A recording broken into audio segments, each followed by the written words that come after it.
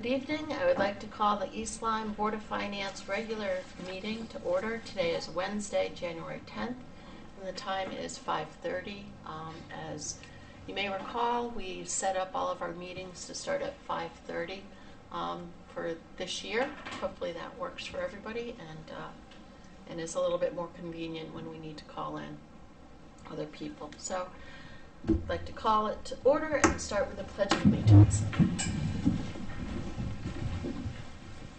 I pledge allegiance to the flag of the United States of America and to the republic for which it stands, one nation, under God, indivisible, with liberty and justice for all.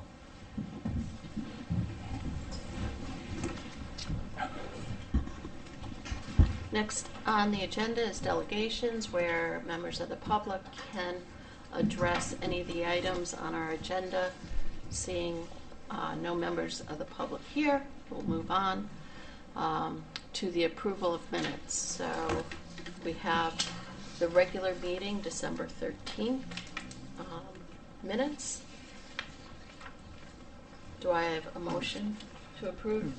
Move to approve the minutes of the regular meeting of the Board of Finance on December 13th, 2023. Do I have a second? Second. Thank you, Paul. Is there any discussion, any comments or corrections? If not, all those in favor of approving the minutes of December 13, 2023 regular meeting signify by saying aye. Aye. Any opposed? Any abstentions? Motion carries 5-0-0. Next are the minutes of the special meeting of December 21st, 2023. Do I have a motion to approve the minutes? Move to approve the special meeting. Move to approve the minutes of the special meeting of the Board of Finance on December 21st, 2023. Thank you. Do I have a second? Second. Thank you. Any discussion, comments, corrections? If not, all those in favor of approving the minutes of the special meeting held December 21st, 2023 signify by saying aye. Aye. Any opposed? Any abstentions? Motion carries 5-0-0. Next is the report of our first selectman, Mr. Cunningham. Welcome. Thank you. Good evening. Dan Cunningham, First Selectman. First, I want to thank the board for your swift action in approving the repair money for the seawall. It was none too soon. We had, another major impact last night. Fortunately, the temporary wall held. There was some additional bolstering that Public Works thought would be appropriate, and around 3 o'clock yesterday they jumped on it and brought some other big pieces of concrete that they had and secured it even more. And there was some video that I've seen, and it was just amazing to see the pounding of the water crashing over that wall and going up 30 feet onto the parking lot or more. It was just, you couldn't believe it. And but the wall withstood it, so we were very fortunate. So eventually we will need, with the frequency now of these events, it seems, I think eventually we are going to need to get the permanent wall in place. It'll be 100-year wall. But anyhow, for the time being, I think the parking lot is secure, and if it withstood what happened last night, I think we'll be in good shape for a while. So that's it about the wall. I know you'll probably hear more from Kevin about that. But the other thing is, and I'm sure you're all aware by now about we detected PFAS in our water supply.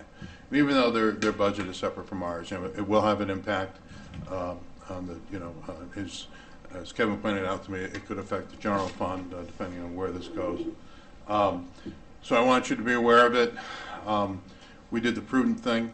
As soon as they found out, we alerted the public.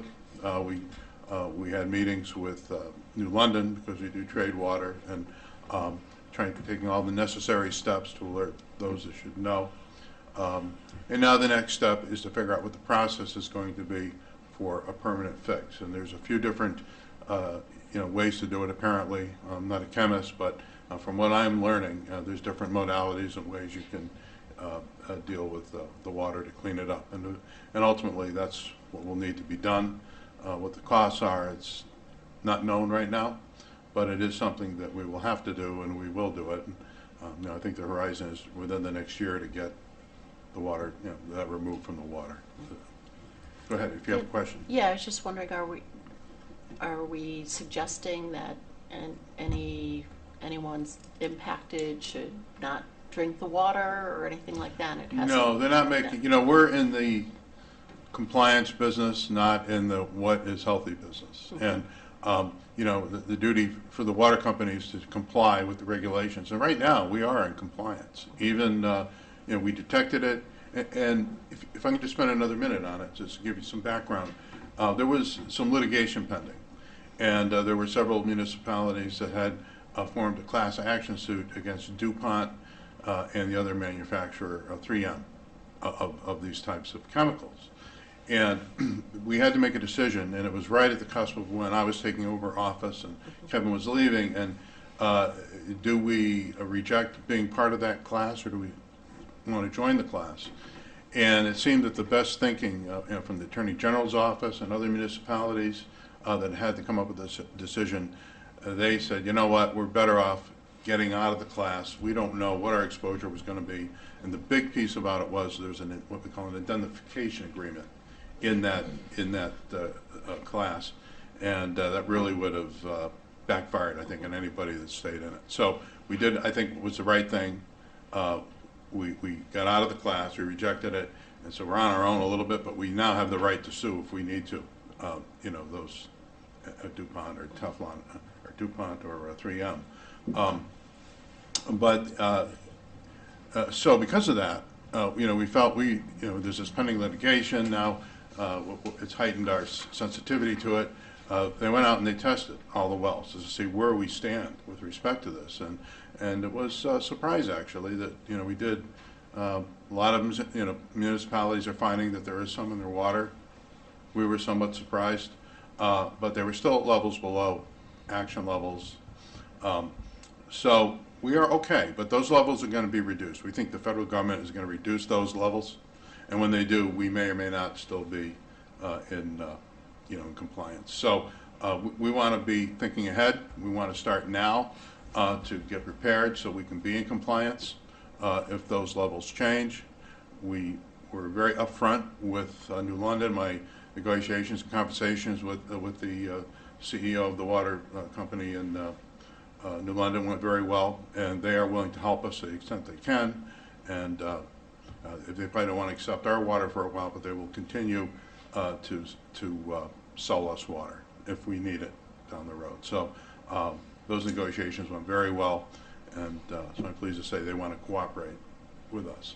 But this is going to impact us financially down the road, but we got to get it right. We got to figure out what the best process is and the most cost efficient. So we're working towards that. If I may spend another minute, I don't want to take up all your time, but I did attend last night the data center meeting over in Waterford, and there doesn't seem to be much awareness right now in East Lyme of the data center, what it is.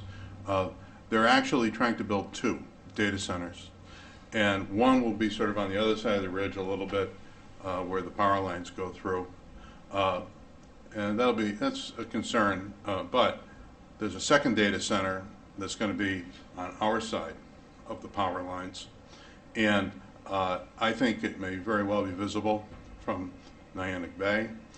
There's an issue about noise, and it's 24/7, and it's also low frequency, high frequency noise. So there's a concern about the noise and the light.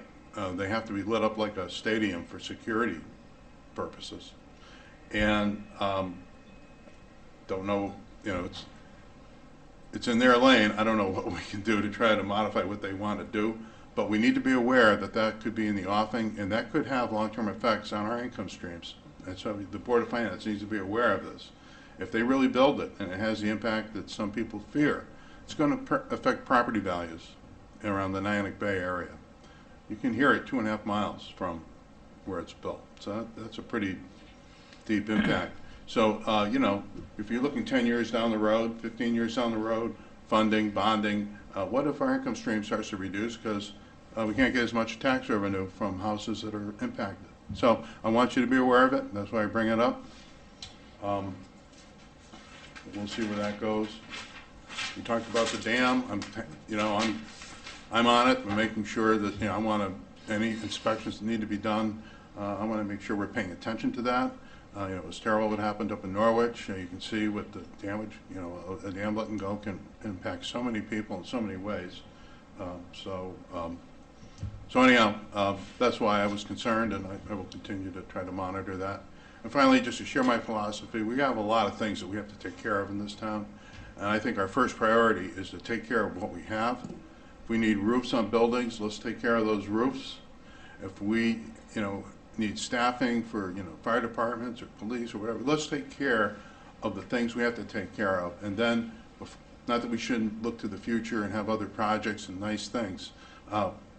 Let's take care of what we have first, and then after we do that, then we can look, I think, at other big things that we might do. That's it. That's all I have. That's enough, right? I have a question, Dan. Yes. As far as the data centers, Yes. I forget where I heard it, but I understand that the data centers in the south are diesel run, and they do have a lot of noise issues. And now the data centers here are not going to be diesel run; they're going to be run by a different mode. Nuclear? And the noise level from them is supposed to be a lot lower than the ones in the south. Is that true, or? So the reason, so let me try to answer that from what I know, and I'm not the expert on it by any means, but from what I've learned, the ones down south do have to have a diesel backup, because just like your cell phone, when your cell phone goes off, you can lose the data if you don't charge it up quick enough, right? Same idea in the data center. You know, that's the cloud. You want to know where your data is when you put it up on the cloud? It's going to be at a data center somewhere. And so we can't lose that data. So the interesting thing about, and the reason they really want to put it near Millstone, is they're going to have they're going to hook up right to those big wires that you see when you go to BJ's and some of the, you know the big wires that come out of Millstone. They're going to hook up right to that. That's where they're going to tap that juice right off of those wires, and they're going to have their own little substation. So, you know, electricity can flow both ways, right, on wires. So the reason that they, in my understanding, is won't need diesel backup, if Millstone goes offline, which it will occasionally, and which it does, they can borrow juice off of the big wires, the grid, to keep it, you know, to keep things going. Now, you know, it's a very rare circumstance that larger grid goes down. You know, one of the wires that you see like in the BJ's parking lot lands on the ground. That's a pretty rare thing. So I guess they're willing to take on that risk and not have the need for the diesel backup. But there's another aspect to it, and it's not just the diesel. They generate tremendous amounts of heat, and that heat requires really sophisticated and massive air conditioning compressors and systems. So it's the air conditioning that generates a lot of the noise. So that's the other concern. It's not just the diesel, but it's the generation of noise from, when your air conditioning, your unit's running. Yep. So think about, a lot of those. I don't know how many, but, a very substantial air conditioning system. That's what they're concerned about, noise. And the other thing is the light pollution. You're going to have a lot of LED lights, and illuminates the air. I know that from Giant Snake Beach, you can see you can see the Millstone lights at night. I mean, reflecting off of the clouds. Well, that was the other thing too with Millstone when it was first thought about being built. If I'm not mistaken, they said they were going to put a line of tall trees on the east and the west side, so you couldn't see the lights of Millstone or the buildings. Well, we have no trees now. Yeah. So that never happened. So I don't know how they're going to block the lights. I don't think they're going to. They're just saying that they're working on it. Well, I think that's, those are the problems, and those are the Yeah. things that we need to be vigilant about. And it's really going to affect the quality of life here. So I don't want to be Danny Downer about the data centers, but you Right. know what? My duty is to protect East Lyme, Yeah, nowhere exactly. else. And I'm going to do what I think is right to try to, advance what's going to protect us.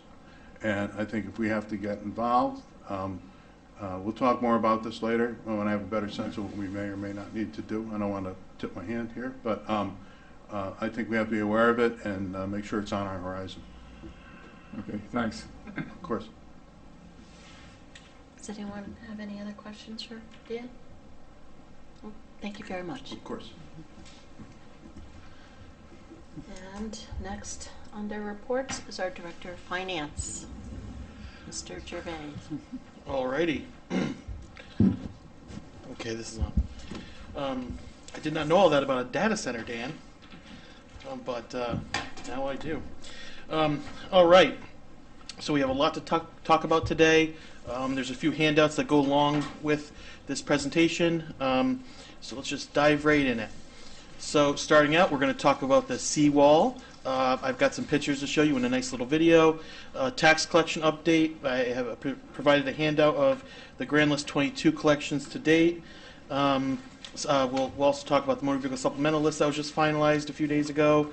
The Finance Department to-do list, budget versus actual in the general fund, ARPA update, and then we'll talk about the audits. I think there's also some other things I just forgot to put in the overview slide we'll talk about, but when we get there.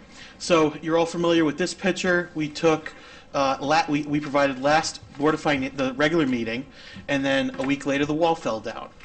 So this was the picture we last provided you guys. Temporary fix. So we put these giant Lego blocks in. Dan, are these 5 or 10 tons each? I think 5 tons. Yeah, last time I picked one up, it seemed like it was. So I think they're 5. I think they're 10,000 pounds and 5 tons each. And you can see they almost look like a giant Lego block. So they're interlocking. So the bottom rows, there's a row sunken under that like little mixture of sand and water. So the bottom rows are horizontal, and the top rows are vertical. And you can see the finalized picture on the right.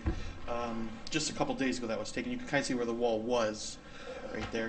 So how is this temporary solution holding up? Well, let's take a video peek and see. This was this morning at 6:30. This video is courtesy of the Public Works Department. Yeah.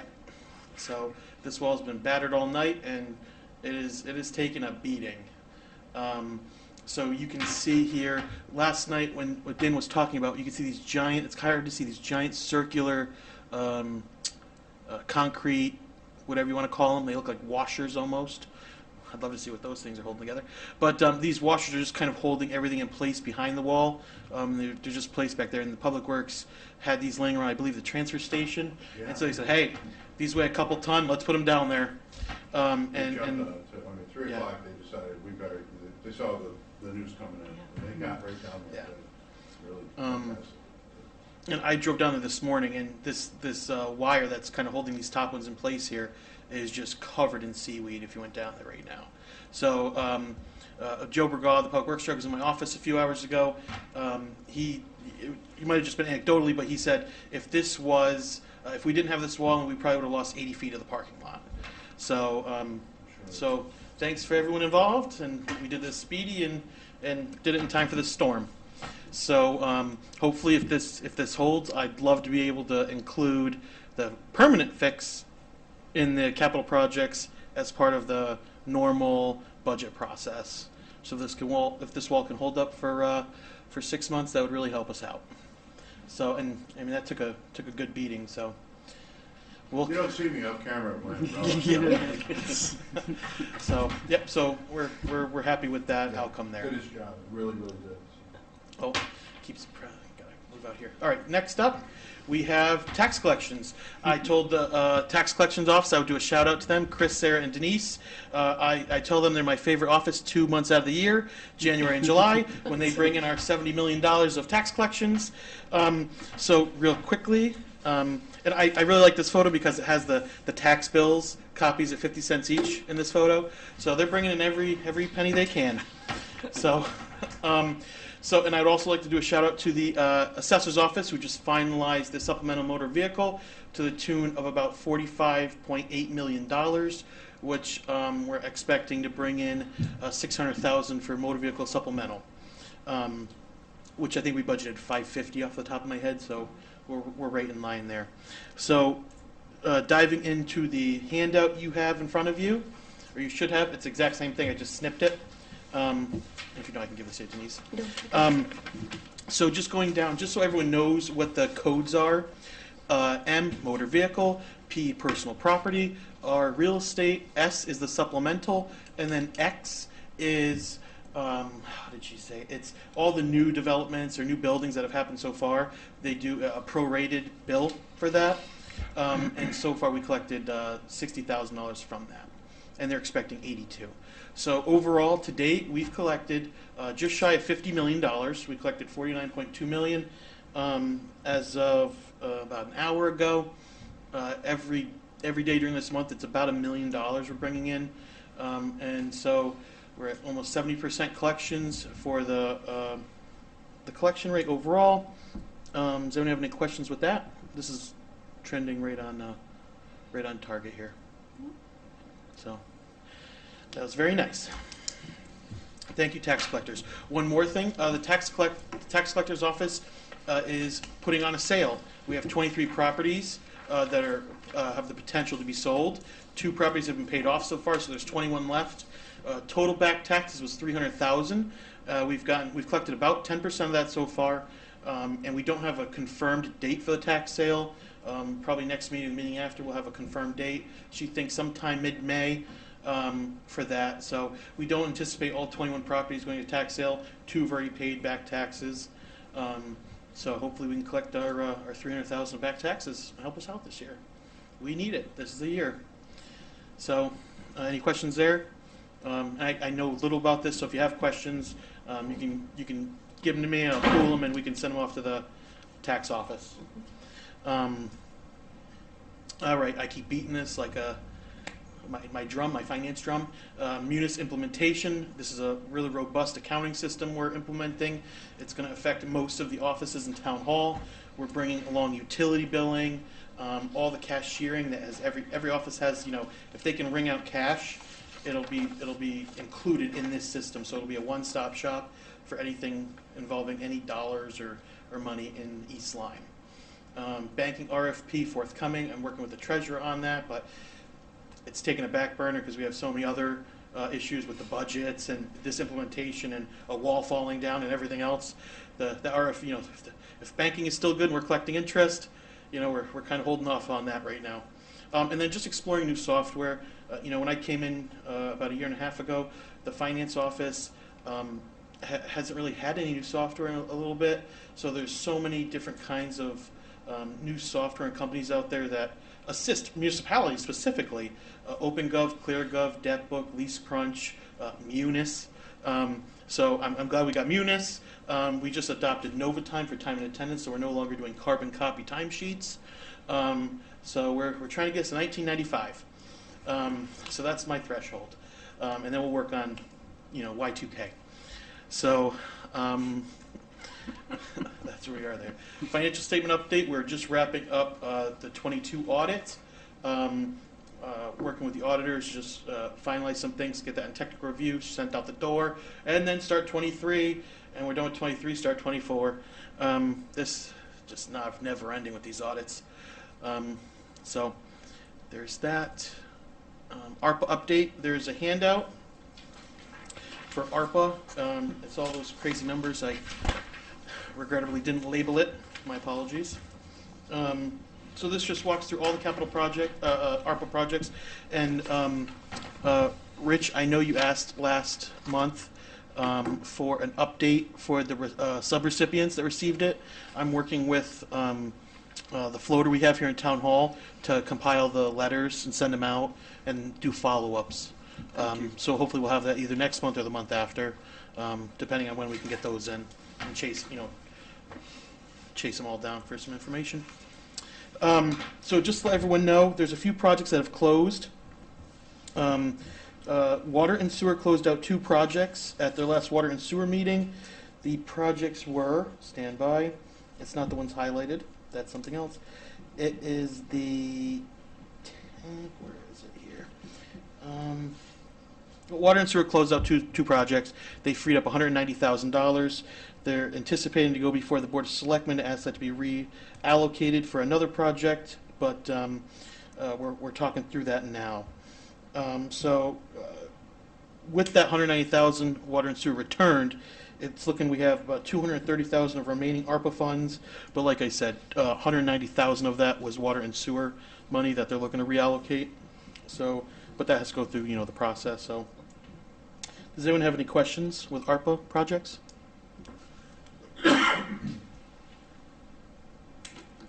And if any questions offline, you can always ask me. All right, if no projects, we'll move right along. So just ongoing discussions, things that I think really, East Lyme as a town needs to work towards. Coastal Resiliency Fund, boy, I mean, Dan, if we could be a betting man on these things. Dan and I had a conversation just a couple weeks ago about dams, and then this dam up in Baltic or Basra, was it? The seawall, we were talking about the seawall, and then it fell over 10 minutes later. I'm going to stop talking. Yeah. So the Coastal Resiliency Fund, if we had set aside money in that in an established Coastal Resiliency Fund, we could have used it for the emergency repair. It would have been a perfect, set a pile of cash on the side for us to use it and deploy for something like that. So in this budget cycle, you will see probably I don't know yet. We don't have a dollar amount established. We're working towards planning. We have a coastal resiliency plan as part of the POCD. I don't know what POCD stands for. Plan of Conservation and Development. There's a subsection of that, of the coastal resiliency. There's coastal resiliency plan within that. We're kind of taking that and going to use that to create a coastal resiliency plan fund, and then assign a dollar amount in the budget and kind of build that up. Establishing a grant fund. We just talked yesterday with the attorneys about that. Capital Committee. I think we're running out of time for that this year, but I think it's our best foot to establish one and get them going for the 10-year plan and start working towards that. And then again, OPEB trust. We need to establish that hopefully before August as well.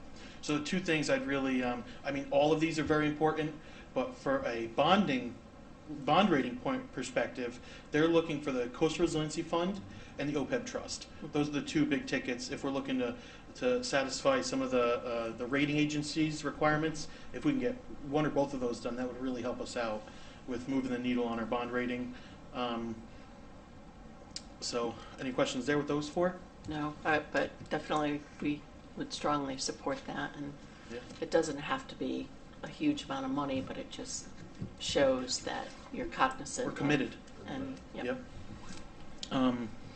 25. The wall came in. It's going to be about 21,000 to fix the wall. So if we had, even 25,000 in there, that would have been enough to pay for that temporary repair. So, oh well, that's all we got tonight. Yeah. I didn't touch upon. So I'll just say we have the, as part of the handouts, I don't have a copy in front of me, I gave everyone a budget versus actual. It looks like it's a little thicker than normal. That's because, just to help everyone look at it, I separated each page as a department, right? So when you go on a page of that budget versus actual, instead of it just being one after another and you're like, what am I looking at? Now every page is its own department. Right, so it's just kind of easier on the eyes and easier to sort. Are there any particular departments that are concerning at this point in the year? Yes, so we have a few items that are challenging right now to the budget that we're monitoring. One of them, the biggest item, Dan and I are dealing with right now really is the fire departments. We're down 2 full-timers. We're down a couple part-timers, so we've seen an increase in overtime, but we need to we have to, have coverage. So the overtime line's running a little high right now. We currently have 10 interviews going on next Thursday For firemen, we're looking to hire 2 full-timers and up to 4 part-timers to help fill the ranks there and reduce the overtime lines. And then, Now, I saw the positions posted on the website. I was, Yep. We're also hiring HR manager next week. As far as budget challenges, the biggest one we're looking at is overtime in police, but that one wasn't too bad. It was really the fire department, so we're really monitoring. Yeah. So the part-timers are having to fill these shifts that the 2 part-timers or the 2 full-timers we don't have are. So it's going to help us a lot. I mean, Oh, once we get those, it'll be great. So it's going to alleviate some of that problem. That'll be great. And then, just real quickly, if you give me 10 seconds. Can I ask a question? Sure. Yeah, just- On the budget comparison, Mhm. most of the departments, I assume, should be around 50%, right? Because this is halfway through the year. I would look at 50% only for salaries. All the supplies lines and contracts and miscellaneous supplies, all of those accounts, I don't really keep a gauge on that 50% number because you have to look at the encumbrance line. So if you see there's the adopted budget, transfers, modified budget, and then there's that encumbrance line. If you want to see if how they're tracking year to date, you really have to look at that expense line versus the budget. That's how much they've spent. But really, the wild card for all these is the encumbrance line. Most departments, I prefer them to encumber everything on day 1. That way, we know what there's, if they have a software bill, but they have to pay it in June, encumber it now, lock in the money. That way you don't spend it, and then in June you say, hey, I need $5,000. So I prefer to see almost 100% expended on all but salary accounts. I think best example, if you go to the Public Works budget, 317, it's probably halfway through that book. It's one of the larger budgets in town, but Joe Bergaw really does a good job of encumbering the money. And I think it's a good budget practice, but really, by encumbering it, he knows really what he has left to spend. If he has an emergency or something unexpected, he knows, oh, I don't have $250,000 in the road reserve line. I have $32,000. So that budget, that's why you'll see a lot of them running higher than that. And we discuss every quarter. I have a budget meeting with each department head to go over their budget. We do an in-depth dive, and that's where we do an analysis of, okay, what's overtime looking, and things like that. So if you just give me 1 sec, I actually have a report here. I did an analysis of each issue we had, and I could just quickly say. So some departments we're having challenges with are postage. It was just an error. So we have a $20,000 postage budget, and the majority of that is Pitney Bowes. And one of the first weeks of the year, someone did a purchase order for $20,000 of Pitney Bowes. We sent the check to Pitney Bowes for $20,000, which is fine. Usually we do $10,000, $12,000 a tranche, but we did the entire line, and then someone came with a FedEx package, and we don't have a single dollar left because we sent the full $20,000 to Pitney Bowes. So, and you can't ask for it back. It's in their little bank at Pitney Bowes. So we had to do it. We're going to come to you next month with a transfer from legal advertising line of $1,000 to postage, part-time clerical. We have to pay for Mrs. Alex over there. So little things like that. The one big ticket item I would say is the curator at Brookside Farm. We budgeted $6,000 for that. We put some in contingency set aside, and we had a meeting with the first selectman, the Brookside Farm people, and they put in a budget for $25,000 for the curator. Kevin and I said, "Do you have a curator?" No. We cut it to $6,000. The next day, they hired a curator. So we have the money set aside in the salary contingency. We just have to transfer it. That's really it. There's some salary lines. There's some salary adjustments that we made.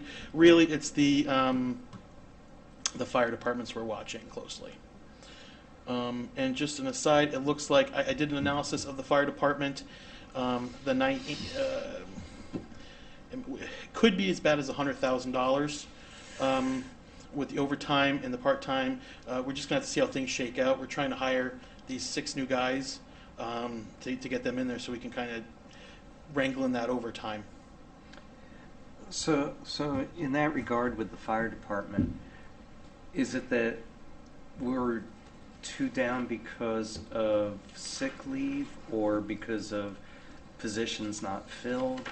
And would we have a compensation from the regular salary line being lower because we're missing those two positions? So, how I look at the fire departments, there's set schedules, right? So we have to fill the schedule. So if we have a fireman down, so we had 2 firemen, so we have a career fireman, we call them career firemen. We have 9 career firemen, and then everything else is supplemented by part-timers. So of the 9 full-time firemen we have, now we're down to 7, right? So we have 2 firemen that work 45 hours a week, so there's 90 hours a week that has to be filled by overtime. So really, at time and a half, it's 135. So for every 90 hours, we're paying 135 out. So, and that's if no one else is taking a vacation day, a sick day, military leave, anything else. So, so that's been a challenge. And also, that's just the 2 full-timers that are out. I think we have maybe 5 or 6 part-timers in total that are active. So when you start, when a full-timer drops and we have 45 hours, a part-timer has to work under 30 hours to stay that part-time status. So it gets challenging. So so we have full part-timers right now that are working over the 30 hours because we have to have someone in the firehouse in that ambulance. So because the firefighters are in those ambulances. Right. And so if the part-timers go over 30, I'm presuming under 30 they don't receive benefits, but over 30 they do? They're supposed to if they're over the 30 hours, Yeah. Over a period of time. So we're trying to wrangle that in. So right now, one of the Niantic Fire Department has issued a memorandum, or whatever you want to say, listen, part-timers have to stay. They have to be scheduled under the 30 hours. They cannot exceed 30 hours of scheduled time. If they have to get called in for an emergency or something, that's an extenuating circumstance we can deal with, but they should not be scheduled for more than 30 hours at a time. And 30 hours a week. One last request. I get a little bleary-eyed when I see pages of numbers. Does your software, I presume this is still just within Excel and... This was exported to Excel, yep. Okay. Is it possible maybe to have some visualizations, some graphics that could kind of show the outlying departments and such? Maybe we could talk offline, but okay.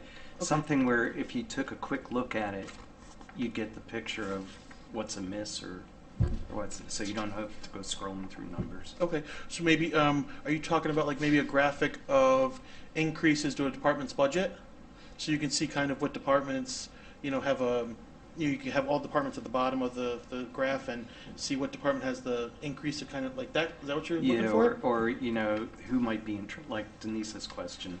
What are our problem areas? And you mentioned them very quickly. The fire was a concern, police sort of a concern, and just so that we have an alternative to just looking to sheets of numbers. Okay. Okay. Yep. I'll play around with it. I'll get you some stuff next month. Okay. Thanks. Appreciate it.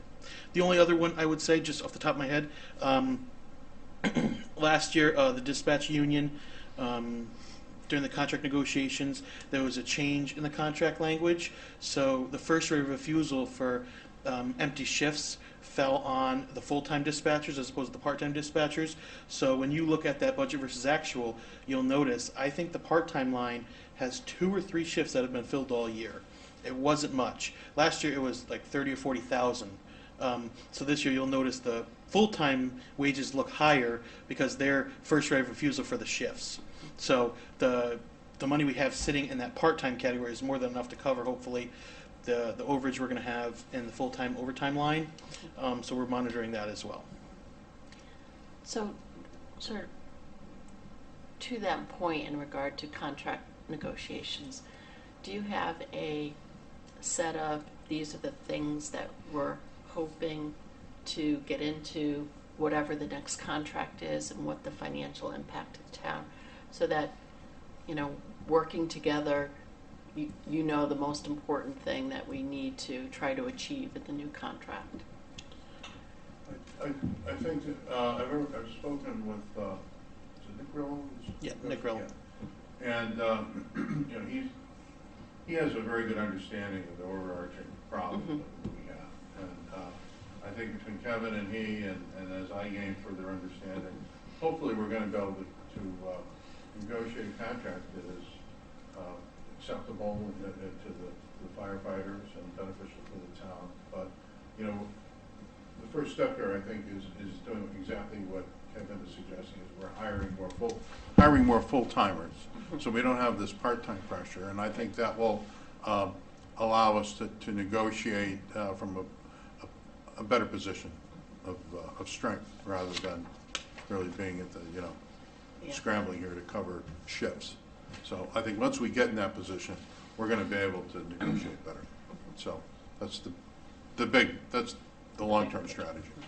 And the one thing I'll say, working with Nick in the past, the last couple union negotiations we've had, when we get into the numbers with the unions and we start negotiating with salaries and steps and all that, Nick and I do, he does have some financial I don't know if it's a software that spits out some numbers for us, but he must have some spreadsheets, and we throw him into the spreadsheet and he says, oh, that'll cost us this much money. So he does have it must be a financial analysis software he has behind the scenes where he's able to dump it in there and it spits back an impact to us. Because he was doing that at the police and fire negotiations we had recently. Because I know we didn't end up last year when they had an early retirement offer out. We didn't see what the impact would be financially on the Board of Finance, and the pension board didn't see it either. So I just want to make sure that going forward, if we're looking at something like that, that would then affect. Right. I think, and although I wasn't really involved in that, but I've come to an understanding how important it is to make sure the pension board and the Board of Finance is aware of those types of decisions, so that the impact can be predicted and accommodated. Yeah. So I get it, and I will certainly endeavor to make sure this board is informed. That'd be great. Thank you. Of course. I have a question, Kevin. On the 2 firemen that are out, is there any idea how long they're going to be out? They're not out. They're one is going to New Haven, and the other went somewhere else. They're not out like on medical leave. They're gone. Gone. One's leaving One's leaving soon, and the other's been gone for a little while. So we're trying to right now fill. So we're down one position of a full timer, and then I think we're got to be down at least 3 or 4 part timers right now. So we're trying to. How difficult is it to find somebody to fill those slots? So what we've discovered is we have a very unique schedule for firemen. Firemen traditionally have a 24 on, 48 off, or 72 off. We have our career firemen working every day. So they work Monday through Friday, like 7 to 3, 8 to 7 to 3, 8 to 4, 9 to 5. They're kind of staggered between the 2 stations, but the career firemen here are on mostly during the day. And so in talking with the Nyack Volunteer Fire Chief Eric Quinn and the Flanders Fire Chief Chris Taylor, one of the issues they've brought to Dan and I's attention as we're putting a budget together is, East Lyme, people go to work usually outside of East Lyme during the day, and then they come back. So at night, the numbers kind of pick up. Well, for fire, we surge during the day. We have 7 to 8 firemen on during the day, and at night we have like 1 or 2. So it's opposite of what the population does. So something we've been working with Eric Quinn and Chris Taylor is looking at, so I'm coming at it from a numbers perspective, right? Okay, how many hours do we have to fund or budget a week? They're coming at it from an operational side, and we're trying to, get to a common ground here. So what it's looking like is at some point the town's got to transition from this current schedule to a newer schedule, whatever that's agreed upon with the unions, and then work to allocate the resources with the population. So, instead of, being 7 on, I think when I sat with Eric, we averaged 3.9 firemen at any given time. 3.9 firemen. It's heavy during the day. It's lower at night. The schedule we're kind of budgeting for next year has 5.25 firemen at any given time. So during the day there's 6. First shift there's 6. Second shift there's 6. Third shift at night there's 4. And because really what it comes down to is the resources available. I mean, we're proposing to add a couple more firemen in the budget, and with every fireman it's about $120,000, right? When you talk about a full budget package, so you had 2 firemen, it's $250,000. So on top of where we have a youth service budget, we have to add to the budget. Debt service. There's a number of priorities, right? So it's really trying to balance priorities with our needs. Yep. And if I may, yeah, thank you. The thing is, so we've got 2 goals that are somewhat, sometimes they oppose each other. But one is the safety goal for the residents, and the other is the fiscal goals to do this in the most efficient way. And I think the best way to achieve that is, as Kevin is saying, we're going to try to start to beef up our full-time firefighters. And so that we can have schedules, so that becomes more efficient from an overtime perspective. So that saves us money. But at the same time, it increases the number of firefighters available on the graveyard shifts. And you get a call at 2 in the morning, and you want one guy showing up with a truck, and you're trying to get someone over you got to have 2 guys. To make a rescue, you've got to have someone going in. You have to have a guy with a hose behind him. If you don't have that, you're not going to make a rescue. And we have to have that level. And I'm insisting on it. And so we're going to do what we need to do. But that's what it takes to keep everybody safe and to be efficient. So I think we can achieve both goals. But we're going to have to work together to make that happen.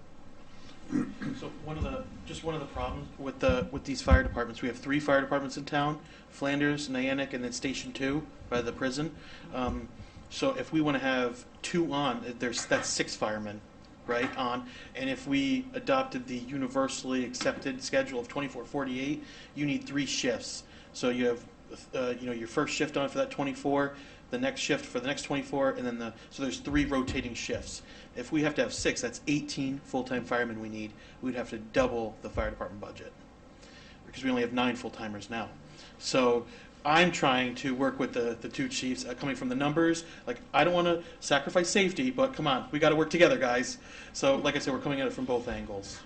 So, Looking for cooperation all the way around to achieve what we need. Good luck. We're going to try to do it. Yep. I'm committed to that.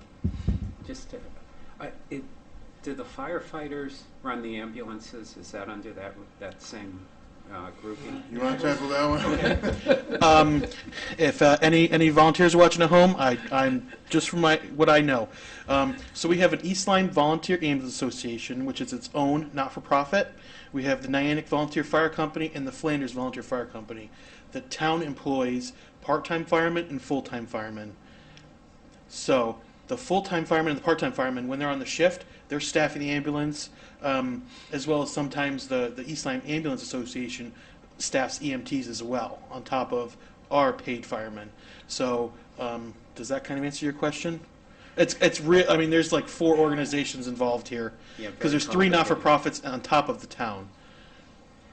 Yeah, the reason Music theory looks simple. the reason I ask is I'm wondering if there would be any advantage to contracting with some ambulance company to provide the ambulance service. That's an expensive proposition. Yeah, and it sounds like it wouldn't work anyway because you're using the I fire. don't know how the licenses work, because every ambulance is licensed, or there's Someone you have else to get like a holds permit or something. Yeah, there's like they hold the license, but so you've got the Ambulance Association, which is a nonprofit 501c3, right? But they have a board of directors that are comprised of volunteer firefighters. So they sit on the board, but then you have a chairman of that board, but then you have others that are part of the 501c3 organization, directors, that, they collect a lot of money. And it's very convoluted how, if you really follow the money trail, how it works back and forth. But it's complex, but I'm starting to gain an understanding of it, and Kevin has been very helpful in trying to help me through that. It's a lot to get, I got to say it. But I think once I understand it better, I think we'll be in a better position to try to negotiate a format, or I don't want to say resolution, but making it workable between the firefighters that staff it, that also sit on the board of directors, and then they contribute money to us. I mean, they contribute, they pay for some of our firefighters. So I think what has to happen is we have to be in a position, as I said before, so we can negotiate from strength rather than from weakness in trying to work out these differences and make it equitable for the town and fair to the ambulance association. So we're trying to get our ducks lined up so we can try to move this forward and maybe once and for all get a setup here that is really workable for the town and acceptable to the firefighters. So it's a challenge, and I won't try to make it smaller than it is. It's a big challenge, but it's one that I want to take on, and if I'm able to, I would be very gratifying to me to get this resolved during my administration. So I'm going to try. That's all I can say. So the only thing I'll add, like Dan said, East Lyme Ambulance Association pays us for they pay 2 firemen. So every quarter, the finance office calculates the 2 junior firemen, the salary, and some wages and benefits to the tune of about $45,000 a quarter. And then every year they pay 10% of the IT budget. So I think this year we budgeted about $220,000 from the East Lyme Ambulance Association to reimburse the town for those wages. So that's it's a good relationship we have with them. Thank you. Anything else for Kevin? No? Okay. We don't actually have any new business. As far as I'm aware, nothing really came out of the Board of Selectmen's last meeting so we're good there. Unfinished business, we were hoping to get that annual finance calendar. I know you've been busy with the audit, Kevin, and I have. I'll share what I have, and then I think I shared it with everybody. Did anyone have anything to add? Let me just pull that up. I'm not sure you shared the most recent one.